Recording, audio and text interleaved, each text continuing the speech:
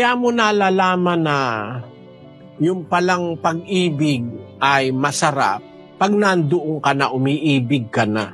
Paano mo nalalaman na ikaw ay in love? Pagka yung hindi ka makatulog, wala naman lamok, hindi ka makakain, masarap naman yung kanin, masarap pa yung ulam, lagi ka nag-iisip, gusto mong makita, gusto mong makausap, yun. Parang tingin mo sa paligid mo very strange but nice. Marami kang mga hindi dating naramdaman mo ngayon. Yung pala, in love ka pala noon. Yun.